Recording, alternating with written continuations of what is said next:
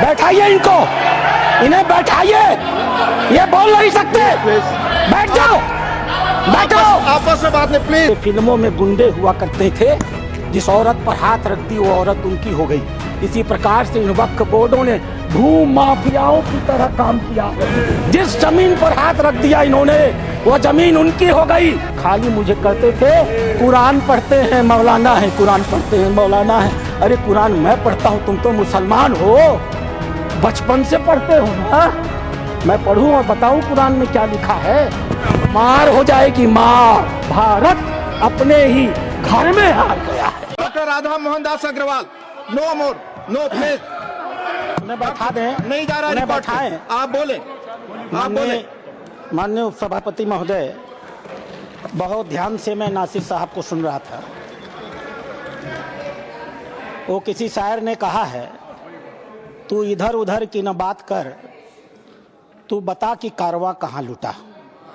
मैं बताऊंगा इन्हें कारवां कहाँ लुटा है। जरा मेरा भाषण समाप्त होने दीजिए, मैं ठीक से इन्हें एक्सपोज करने वाला हूं। जी प्लीज। माननीय उपसभापति महोदय, अच्छा डिस्कशन आप चलने दें। आप मैं इनकी बातों को सुन रहा था और मैं इस सदन के संज्ञान में लाना चाहूंगा। माननीय सदस्य सैयद नासिर हुसैन जब इस बारी राज्यसभा में चुने गए, जब ये इनके जीत की घोषणा हुई, मैं उस समय कर्नाटक के बेंगलोर में था। कर्नाटक की विधानसभा में पाकिस्तान जिंदाबाद के नारे लगाए गए थे। भारतीय जनता पार्टी के कार्यकर्ताओं ने विरोध किया, उनको पकड़ करके जेल में भेज दिया गया। भारतीय जनता पार्टी के कार्यकर्ता जो इस पाकिस्तान जिंदाबाद के नारे का विरोध कर रहे थे, उन्हें जेल में भेज दिया गया और इन्हें प्रचित किया गया। ये लोग, बैठाइए इनको, इन्हें बैठाइए, ये बोल नहीं सकते। बैठ जाओ, बैठो। आपस में बात नहीं प्लीज, प्लीज। आप बैठो, बैठो प्लीज, नहीं प्लीज, आपस में बात नहीं, आपस में बात महोदय। आप चेयर को संबोधित करें, हम लोग नहीं चेयर को संबोधित करें। सभापति महोदय प्लीज, आप चेयर को संबोधित करें। सभापति महोदय, आज देश के लिए गौरव का दिन है। देश के आम मुसलमान के लिए, देश के गरीब मुसलमान के लिए, देश के पसमंद बीच में टोका टोकी नहीं होगी, ये दोनों के लिए होना चाहिए। फिर दो please, please, please. Nasir ji please, please. झूठ बकवास शब्द सभापति महोदय नहीं जा रहा, आप रिकॉर्ड पे नहीं जा रहा, बैठ जाइए। उप सभापति महोदय, आज का दिन गरीब मुसलमानों के लिए, पसमानदा मुसलमानों के लिए, तलाकशुदा महिला बहनों के लिए, विधवा महिला बहनों के लिए, अनाथ बच्चों के लिए आज ऐतिहासिक दिन है। एक क्रांतिकारी परिवर्तन आने जा रहा है। पूरी की पूरी इस गरीब समाज, मुस्लिम समाज की आर्थिक और सामाजिक व्यवस्था में यह वक्फ अधिनियम क्रांतिकारी परिवर्तन लाने जा रहा है। मैं आभारी हूं माननीय मोदी जी का, जिन्होंने इस महान विधेयक को इस सदन में लाने का काम किया। अध्यक्ष सभापति महोदय, हम हिंदू हैं, हम लगातार अपने समाज में परिवर्तन की बात करते हैं। हमने लगातार अपनी समाज की बुराइयों के विरुद्ध संघर्ष किया है। इतिहास बड़ा गवाह है, हमारे यहाँ सती प्रथा होती थी, हमने सती प्रथा निषेध अधिनियम लाया। हमारे यहाँ बाल विवाह होता था, हमने बाल विवाह निषेध अधिनियम लाए। हमारे यहाँ विधवा विवाह नहीं होते थे, हमने विधवा विवाह अधिनियम लाया। आश्चर्य की बात होती है जब इस समाज की चर्चा होती है, आश्चर्य की बात होती है इन 75 सालों के अंदर एक बार भी मुस्लिम समाज के संशोधन को लेकर, सुधार को लेकर के, एक गरीब मुसलमान की जीवन की बेहतरी को लेकर के एक बार भी किसी प्रकार के सुधार आंदोलन को इस सदन में लाने का काम नहीं किया। आज यह पहली बार है और हमें गर्व है अपने प्रधानमंत्री पर, नरेंद्र मोदी पर, जिन्होंने इस मुस्लिम समाज के सुधार के ऐतिहासिक विधेयक को लाने का काम किया है। 2014 में माननीय प्रधानमंत्री बने थे, उनके दृष्टि में कभी हिंदू और मुसलमान नहीं होता था, उनका सिर्फ एक नजरिया होता था, गरीब और अमीर। आप गौर कीजिएगा, यह सदन गौर करेगा। हम जनधन योजना लेकर के आए, 42% लाभार्थी मुस्लिम थे। हम प्रधानमंत्री आवास योजना लेकर के आए, 31% लाभार्थी मुस्लिम थे। हम उज्ज्वला योजना लेकर के आए, 37% लाभार्थी मुस्लिम थे। हम मुद्रा योजना लेकर के आए, No comment from 36% लाभार्थी मुस्लिम थे।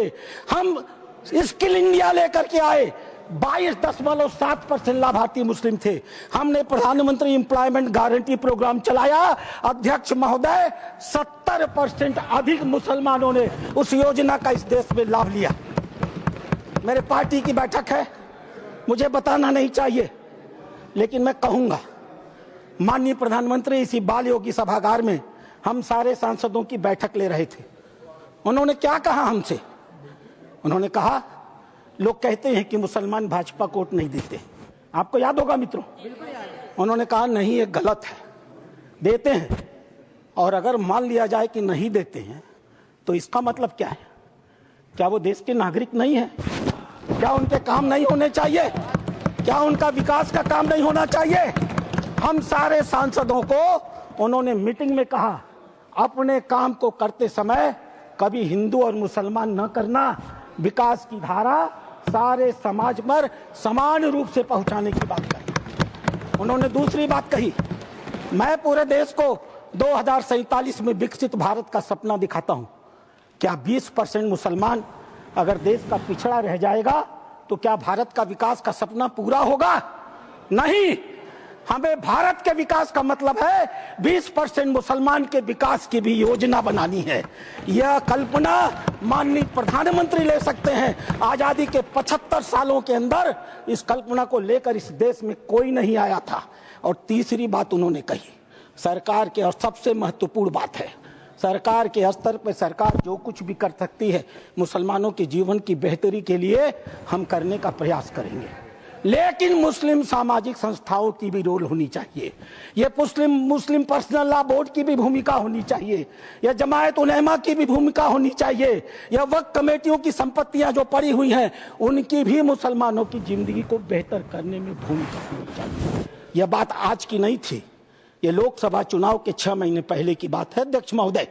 उस समय वो कल्पना लेकर चल रहे थे कि अगर हमने मुस्लिम वक्फ की संपत्तियों का बेहतर उपयोग कर लिया, पारदर्शी उपयोग कर लिया, उनकी आय को बढ़ा दिया, उनके ऊपर जो कब्जा करके लोग बैठे हुए हैं उन कब्जेदारों को हटा दिया, तो स्वाभाविक रूप से जो अकूत संपत्ति पूरे भारत में मुसलमानों के पास आएगी, हम उसका इस्तेमाल गरीब मुसलमानों की शिक्षा के लिए, जीवन की बेहतरी के लिए, उनके मुसलमान महिलाएं दर बदर भीख न मांगे, अपनी इज्जत का समझौता न कर सकें, कोई बूढ़ी मुस्लिम रात को खाली पेट सोने के लिए मजबूर न हो, हम उसके लिए व्यवस्था करके लाएंगे।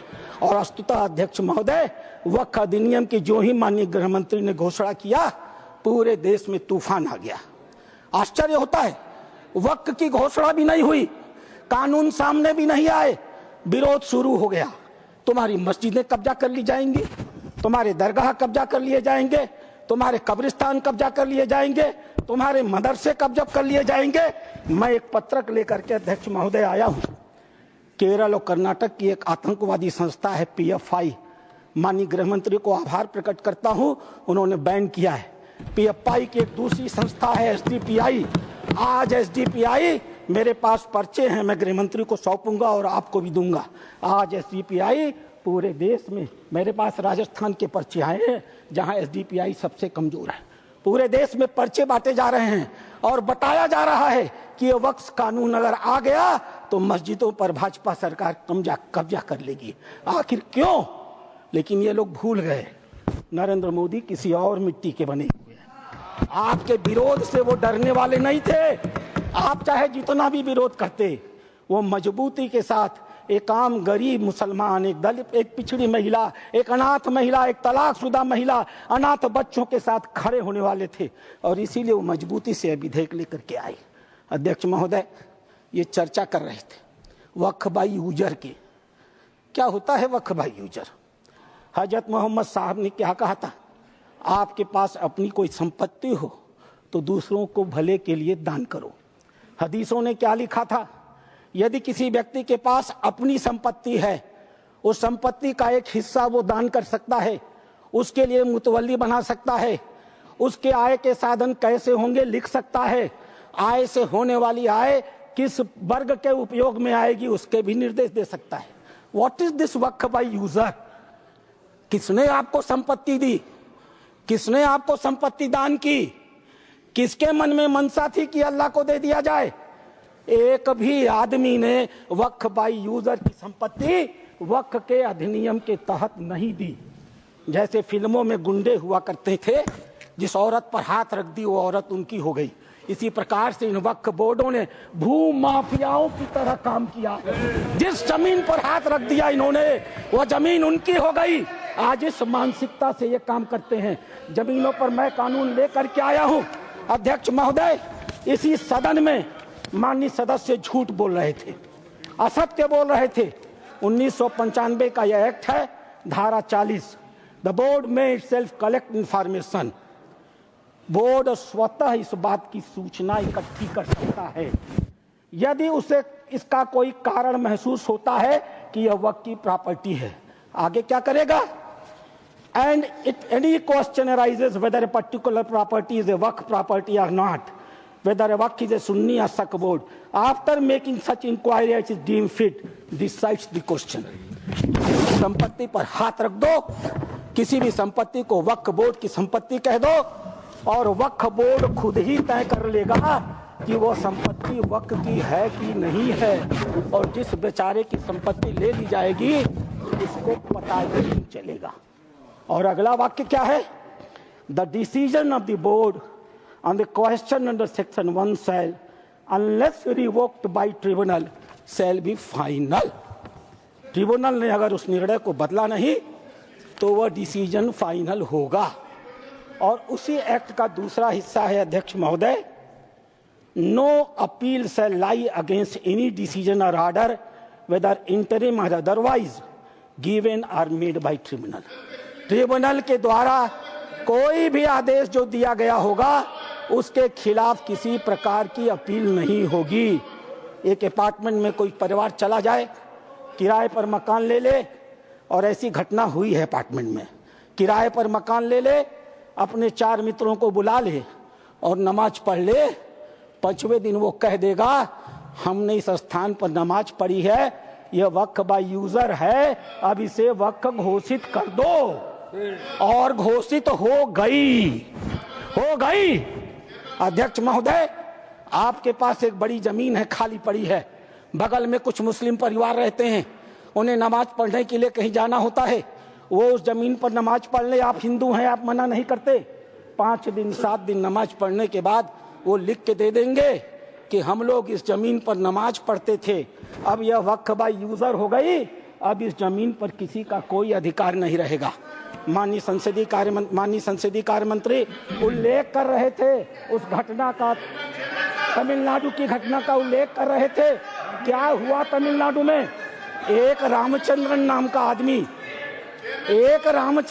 का आदमी अध्यक्ष महोदय, वह व्यक्ति अपनी लड़की की शादी के लिए अपनी जमीन बेचना चाहता था। वो जमीन बेचने के लिए जब रजिस्ट्रार के घर गया, ऑफिस में गया, तो पता चला कि वो जमीन उसके नाम पर ही नहीं है, वो जमीन वक्फ को दे दी गई। जब हल्ला मचा, गांव के लोग रजिस्ट्रार ऑफिस में गए तो पता चला कि उन दोनों गांवों की सारी जमीन वक्फ को दे दी गई। 1500 साल पुराना मंदिर भी वक्फ के हवाले कर दिया गया।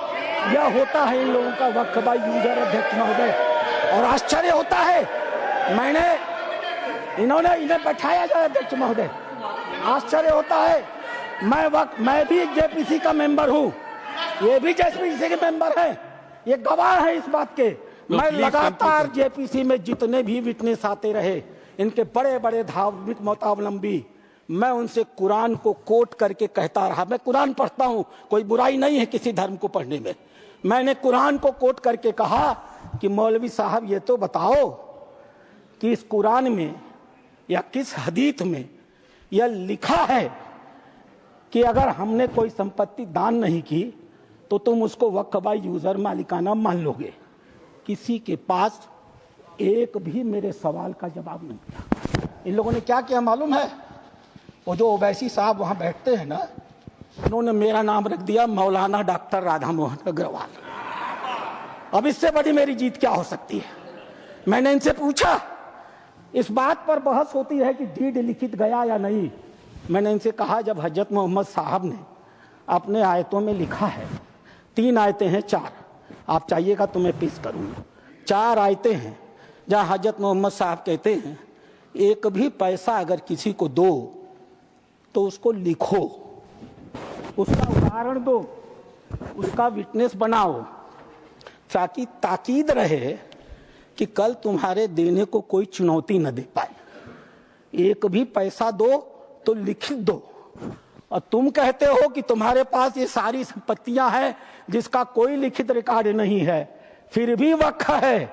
मेरे एक भी सवाल का जवाब, मैं उस कमेटी की बातों को बोलता नहीं, लेकिन चूंकि इन्होंने कमेटी का उल्लेख कर दिया इसलिए मैं इन्हें एक्सपोज कर रहा हूं। मेरे एक भी प्रश्न का जवाब ये लोग नहीं दे पाए, खाली मुझे कहते थे कुरान पढ़ते हैं मौलाना है, कुरान पढ़ते हैं मौलाना है। अरे कुरान मैं पढ़ता हूं, तुम तो मुसलमान हो, बचपन से पढ़ते हो ना। मैं पढ़ूं और बताऊं कुरान में क्या लिखा है? मार हो जाएगी, मार। ये हिंदू की भलमनसाहत है जो कुरान पढ़ के तुम्हें बताता नहीं है। अध्यक्ष महोदय दूसरी चीज, अध्यक्ष महोदय दूसरी चीज, सरकार इनकी थी, इन्होंने वक्फ को अभय दान दे दिया और क्या नारा दिया? जो जमीन सरकारी है वो जमीन हमारी है। सरकारी संपत्तियों पर कब्जा करने का ऐतिहासिक इन्होंने कर्म का किया है। उत्तर प्रदेश की 74% वक्फ की संपत्तियां सरकारी जमीन पर कब्जा करके बनी है। तेलंगाना में 50% की संपत्तियां सरकारी जमीन पर कब्जा करके बनी है। पूरा अभयदान इनको मिला था अध्यक्ष महोदय, और उसका फल क्या हुआ? 2006 में सच्चर कमेटी की रिपोर्ट आई। सच्चर कमेटी ने कहा 4,50,000 संपत्ति है और 6 लाख एकड़ जमीन है। आज 2024 में 8,72,000 संपत्ति है और 37,94,000 एकड़ जमीन है। 2006 से 2023 6 लाख एकड़ से बढ़ करके 37,94,000 एकड़ जमीन इनकी हो गई। इन्हें बताना तो पड़ेगा सभापति महोदय कि आखिर 31 लाख अतिरिक्त जमीन इन्होंने पाई से कहां से है, इन्हें उसका उदाहरण देना पड़ेगा। अध्यक्ष महोदय, जितना ये कांग्रेस के पहले वक्ता रहे हैं, जितना समय ये बोले हैं, मैं भी उतना ही समय बोलने वाला हूं। यह मेरा अधिकार है सभापति महोदय। मैं एक बात कहना चाहूंगा अध्यक्ष महोदय, इन्होंने चर्चा किया कर्नाटक के हैं, ये मेरे पास कहां? Please conclude sir. अध्यक्ष महोदय, मेरे पास ये रिपोर्ट है। यहां बोलने के पहले मैंने इस रिपोर्ट को ऑथेंटिकेट किया है, माननीय उपराष्ट्रपति महोदय के पास इसको लिख करके भेजा है। ये सांसद महोदय कर्नाटक के हैं, पाकिस्तान जिंदा वाले। एक शब्द भी इन्होंने इस रिपोर्ट के बारे में नहीं बोला। यह रिपोर्ट जेपीसी में प्रस्तुत हुई है, और जेपीसी में प्रस्तुत हुई है तो यह ऑफिशियल डॉक्यूमेंट है। यह रिपोर्ट मैं पढ़ूंगा अध्यक्ष महोदय, यह मेरा अधिकार है। मैं आपको बताऊंगा कि कर्नाटक के अंदर किन किन नेताओं ने वक्फ की कितनी कितनी संपत्तियों पर कब्जा कर डाला है। नाम पढ़ता हूं मैं। Qamrul Islam foreign minister, Suryavanshi ex MP, CM Ibrahim ex union minister, Rahman Khan ex union minister, Abdullah Sharif Waqf board official, NA Haris MLA, MA Khalid ex CO, Mumtaz Ahmed Khan chairman, Mohammed Sanaullah IAS, mister Sindhu Giri former minister, MF Pasha IPS, Khaneez Fatima MLA, CK Jaffer Sharif foreign minister. और एक नाम अध्यक्ष महोदय, प्लीज कंक्लूड, एक नाम अध्यक्ष महोदय, we will take it from the party time की मर्यादा में। Sir please conclude, otherwise we have to take it from the party time। मैं कंक्लूड कर रहा हूं। इस सदन की मर्यादा में मैं एक नाम लेने से इनकार करता हूं। वो इस समय सदन में है भी नहीं, नाम क्या है अच्छी तरह से जानते होंगे। अध्यक्ष महोदय, नहीं बोल, अध्यक्ष महोदय, मैं अपनी बातें समाप्त करूंगा, मैं अपनी बातें समाप्त करूंगा। रामधारी सिंह दिनकर की एक कविता के साथ, सीमा पर एक सैनिक मर रहा था, मैं कंक्लूड कर रहा हूं, सीमा पर एक सैनिक मर रहा था, मरते हुए सैनिक से एक कवि ने पूछा, हे वीर बंधुदाई है कौन विपद का, हम दोषी किसको कहें तुम्हारे बद का। मरते हुए सैनिक ने कहा, यह गहन प्रश्न कैसे रहस्य समझाएं, 10-20 बधिक हो तो हम नाम गिनाएं। हर कदम कदम पर खड़ा यहाँ पातक है, हर तरफ लगाए घात बड़ा घातक है, घातक है देवता सदस्य दिखता है, पर कमरे में वह गलत हुक्म लिखता है। जिस पापी को गुण नहीं गोत्र प्यारा है, समझो उसने ही हमें आज मारा है। जो सत्य जानकर भी न सत्य कहता है, या किसी लोभ के विवश चुप रहता है, उस कुटिल राजतंत्री करदय को धिक है। वह मूक सत्यहंता कम नहीं बधिक है। चोरों के जो हीतु ठगों के बल हैं, जिनके प्रताप से पलते पाप सकल हैं, जो छल प्रपंच सबको प्रश्रय देता है, या चाटुकार जन की सेवा लेता है, यह पाप उन्हीं का हमको sir please conclude sir. Bharat अपने ही घर में हार गया है।